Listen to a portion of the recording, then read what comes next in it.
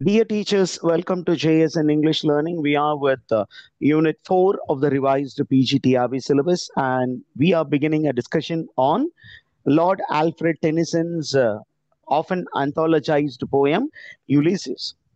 Lord Alfred Tennyson, ஒரு Victorian poet. அந்த Victorian போயட்டுடைய ரொம்ப ஃபேமஸ் ஆன ஒரு போயம் யுலிசிஸ் அப்படிங்கிற ஒரு போயம் தான் நமக்கு ப்ரிஸ்கிரைப் பண்ணியிருக்காங்க. அண்ட் இந்த போயம் பார்த்தீங்கன்னா இட் வாஸ் பப்ளிஷ்ட் இன் 1842. இந்த பப்ளிகேஷன் டீடைல்ஸ் பற்றி அந்த போயம் பற்றி அப்புறம் பார்ப்போம். But first let us get to know the writer Alfred tennessine. Lord Alfred Tennyson. Okay, he lived between 1809 1892. சரி, இவர் ஒரு இங்கிலீஷ் போயட். ஏன்னா நமக்கு வந்து இங்கிலீஷ் லிட்ரேச்சர்ல தான் நமக்கு வச்சிருக்கிறாங்க, இப்போ பிரிட்டிஷ் லிட்ரேச்சர்ல வச்சிருக்காங்க. அப்போ திஸ் மேன் என்ன ஏஜ்ல வருவார் அப்படின்னு கேட்டீங்கன்னா விக்டோரியன் ஏஜ்ல வரக்கூடிய ஒரு poet. Is a Victorian poet, considered to be high Victorian poet. Victorian ஏஜ்ல இருந்த போயட்ஸ்லயே ரொம்ப பேட்ரியாட்டிக் ஸ்பிரிட் அதிகம் உள்ள ஒரு போயட் அப்படின்னு சொல்லப்படுபவர் ஆல்ஃப்ரெட் டென்னிசன்.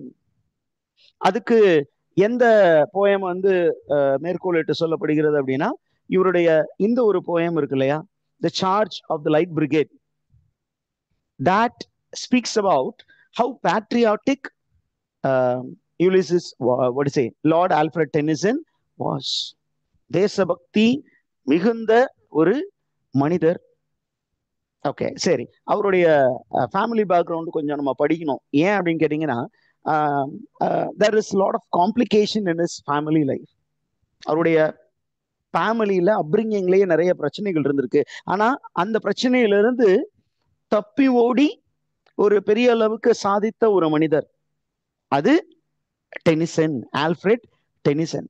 பாருங்களேன், அவருடைய father was reverend George tennessine. He was a master of classical and modern languages. அப்பா வந்து ரொம்ப நல்லவரா தானே சார் இருக்காரு, என்ன பிரச்சனை இருக்கு அப்படின்னு சொல்றீங்க? தொடக்கத்துல அப்பா நல்லா தான் இருந்தாரு. He was training his sons in classical and modern languages. அப்போ ஒரு ஃபாதர் வந்து he was a master of many classical languages and modern languages. அதனால பசங்களுக்கு நல்ல ட்ரைனிங் கொடுத்துட்டு இருந்தவர். ஆனா in 1820s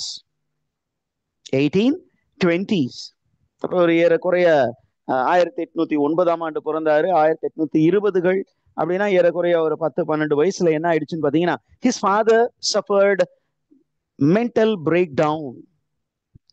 Why is it அப்படின்னா because of alcoholism. அதிகமா சரக்கு சாப்பிட்டாரு.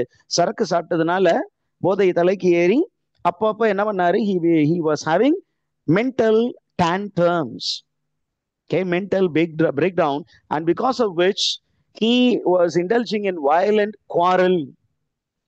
Okay, he was ill-treating his sons. And நம்ம பார்க்குறோம் டென்னிசனுடைய பிரதர்ஸ் என்ன பண்ணாங்க அப்படின்னா அப்பாவோட சண்டை போட்டார்கள். அண்ட் என்ன பண்ணாங்கன்னா அதுல ஒரு பையன் வந்து இந்த அப்பாவோட பிஹேவியரை பார்த்து ரொம்ப அப்செட் ஆகி he became completely lunatic. Okay, all right, did you get that, teachers?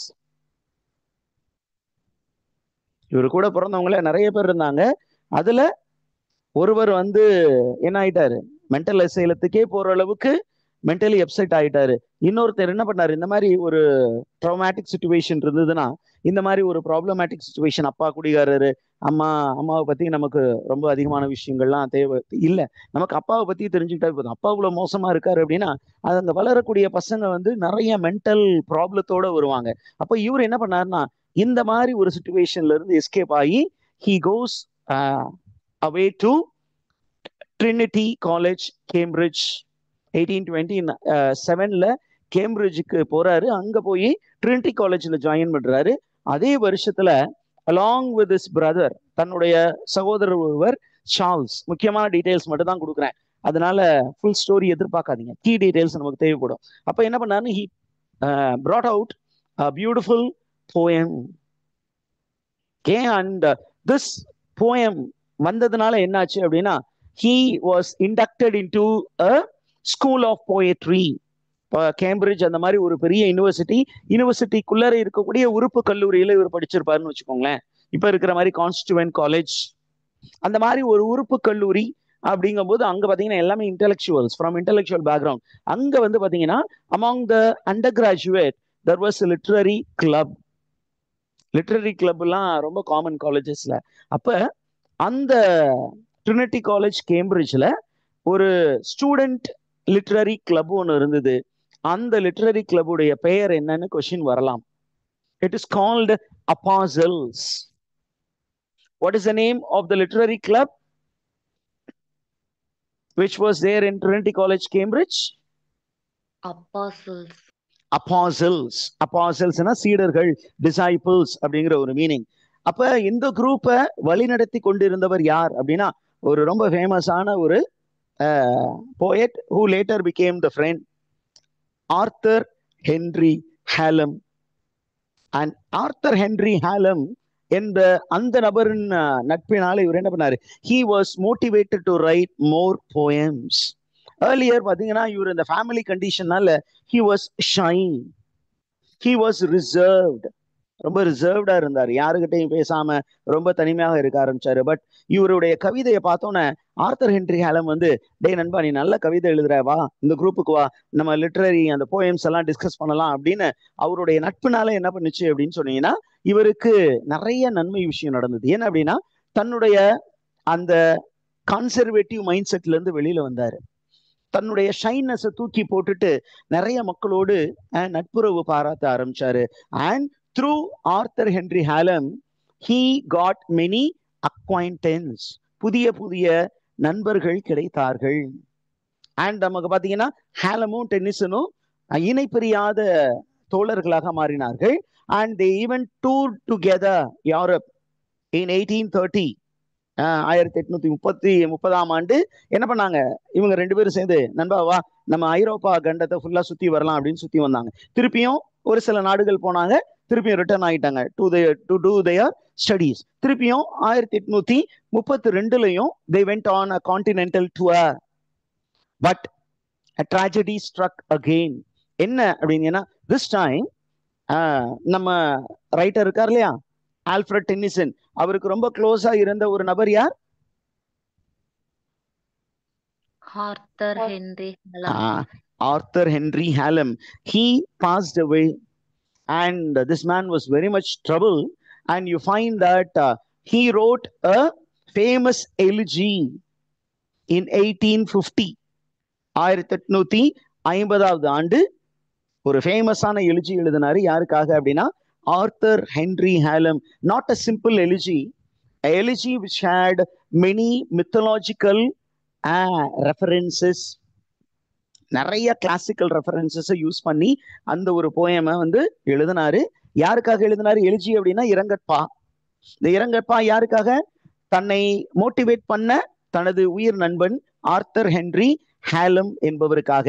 And this is a very renowned elegy in English literature. Right. இப்ப நம்ம திருப்பியும் கடந்த காலத்துக்குள்ள போவோம். இவரு போயட்ரி எழுத ஆரம்பிச்சார்ல, அதுல ரொம்ப ஃபேமஸான போயம் அப்படின்னு கேட்டீங்கன்னா இங்க இருக்கு. What are the famous poems அப்படின்னு சொல்லும் பொழுது ஃபர்ஸ்ட் எப்படியே ஒரு ஆர்டர்ல ஒரு சில போயம்ஸ் தான் கொடுத்துருக்கேன். லாங் லிஸ்ட் இருக்கு, ஒரு 5 பக்கம் இருக்கு வெப் பேஜ். அந்த அளவுக்கு பெரிய அளவுக்கு லிட்டரரி கான்ட்ரிபியூஷன் கொடுத்த ஒரு writer Alfred tennessine. In 1830, Tennyson published Chiefly Lyrical அப்படிங்கிற போயம் வால்யூம் அதை பப்ளிஷ் பண்ணாரு. அதற்கப்புறம் in 1832 he published a second volume of poem titled Simply Poems. அதற்கப்புறம் in 1836 he was engaged to a lady called Emily Selwood, but he had earned a lot of money, but he lost a big sum of money because of a bad investment, and the engagement was cancelled. In 1842, again, he came out with 2 volumes of poem which were very much celebrated. அப்புறம் 1850 Memoriam made him world famous. To what extent அப்படின்னு கேட்டீங்கன்னா he was appointed poet laureate of England after Wordsworth. Okay. He was appointed poet laureate after Wordsworth. When did Wordsworth die? .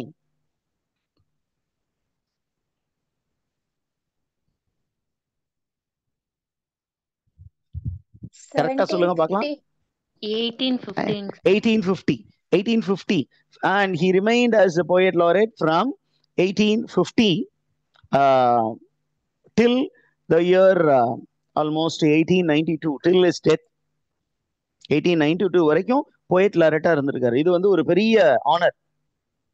Okay, 1892 type பண்ண முடியல, என்னன்னு தெரியல. Okay, இங்க ஓடிடுச்சா?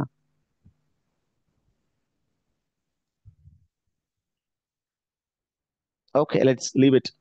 1852 என்ன year வரைக்கும்? 1892. Okay, 1892. Till that he was the poet laureate. This is information I feel that is vital. இதெல்லாம் நமக்கு தெரிஞ்சுக்கணும். தெரிஞ்சுக்கிட்டோம்னா நமக்கு ரொம்ப யூஸ்ஃபுல்லா இருக்கும். ஓகே, திருப்பியும் ஒர்க் ஆகலைன்னு நினைக்கிறேன். No issues. நீங்க நோட் பண்ணிக்கிட்டீங்கல்ல? நோட் பண்ணிக்கிட்டீங்கன்னா okay, because sometime file doesn't work. அதுக்கப்புறம் பார்த்தீங்கன்னா இவர் in 1859 he brought out a collection of poems called Idylls of the King. Make a note of this work because this is considered to be an Arthurian romance. King Arthur அப்படின்னு ஒரு பெரிய legendary character இருந்தாரு இங்கிலாந்துல. Legend அப்படின்னா historical personage who became immortal character by literary scholars, by the writings. அந்த மாதிரி Arthur and round table knights அப்படின்னு எல்லாம் இங்கிலாந்துல ரொம்ப போற்றப்படக்கூடிய ஒரு லெஜெண்டரி ஸ்டோரி, ஒரு லெஜெண்டரி ஹீரோ, ஒரு historical hero who has been immortalized by literary writers. அப்ப அந்த ஆர்த்தரை பத்தியும் அவரது ரவுண்ட் டேபிள் நைட்ஸை பத்தியும் ஒரு அழகான போயம் எழுதியிருக்காரு. என்ன போயம் அது? Idylls of the Kings. In the Idylls of the King was that particular work served as a source for T.S. Eliot. T.S. Eliot வந்து ஒரு ஒர்க் எழுதினார், ஒரு பெரிய எபிக் எழுதினார். What is that epic? The Wasteland. அந்த Wastelandல one of the underlying backstory is Arthurian legend. அந்த Arthurian legend வந்து அந்த காலத்துலயும் இருந்தது. அது அப்படியே ஒருத்தர் போயட்ரிக்குள்ள கன்வெர்ட் பண்ணது யாரு அப்படின்னு கேட்டீங்கன்னா யாரு? Tennyson. And in 1884 he was given the title Lord. அவருக்கு பிறப்பிலேயே லார்டுன்னு பேர் வரல. அந்த லார்ட் அப்படிங்கிற பட்டம் எப்பொழுது கொடுக்கப்பட்டது? 1884 ஆண்டு கொடுக்கப்பட்டது. And Tennyson died on October 6, 1892 and was buried in Westminster Abbey. Okay, and நமக்கு டென்னிசன் அப்படிங்கிற ஒரு ரைட்டர் பார்த்தீங்கன்னா நமக்கு ஒரு சில விஷயங்கள் டக்குன்னு ஞாபகம் வரும். என்ன அப்படின்னா இவருடைய ரொம்ப ஃபேமஸான போயம் அப்படிங்கிறது லோட்டஸ் ஈட்டர்ஸ். ஓகே, நீங்க விக்டோரியன் ஏஜ்ல a man who was speaking about adventure, a man who was speaking about quest. questனா தேடுதல். questங்கிறத பத்தி அதிகமா பேசினது யாரு?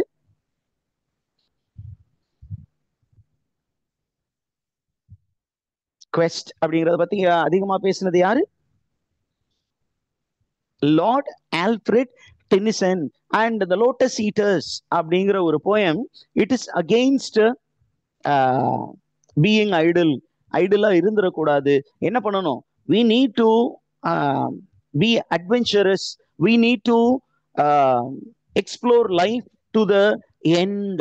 கடைசி வரைக்கும் விடாம ஏதாவது கத்துக்கிட்டே இருக்கணும்.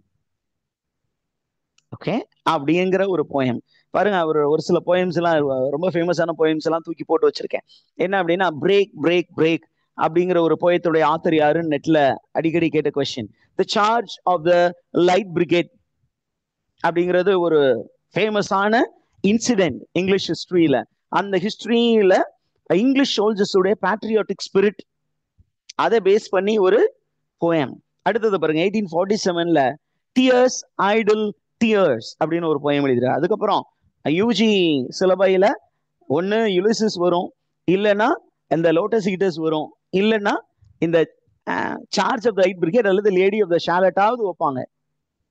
Lady of the Shalott is again based on Arthurian romance. Arthurian ரொமான்ஸ்ல கேமிலெட் அப்படிங்கிற ஒரு பிளேஸை பத்தி சொல்லியிருப்பாங்க. அந்த கேமிலெட்ல ஒரு லேடி இருந்தாங்க. அந்த lady how she was caught in a spell and how she broke the spell at the risk of how at the risk of her life for the love of a night அப்படின்னு சொல்லக்கூடிய ஒரு poem. இவ்வளவு information போதும்னு நினைக்கிறேன் இந்த ஆத்தரை பத்தி. உங்களுக்கு ஏதாவது டவுட் இருக்கா இந்த ஆத்தரை பத்தி? ஏன்னா ஆத்தர் பேத் கொஸ்டின் வந்துருச்சுன்னா அதை நம்ம சொல்லிக் கொடுக்காம போயிட்டோமா அப்படின்னு சொன்னா நல்லா இருக்காதுல்ல.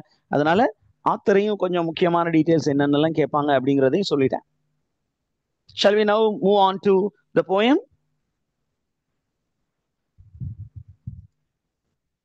Yes, sir. Okay.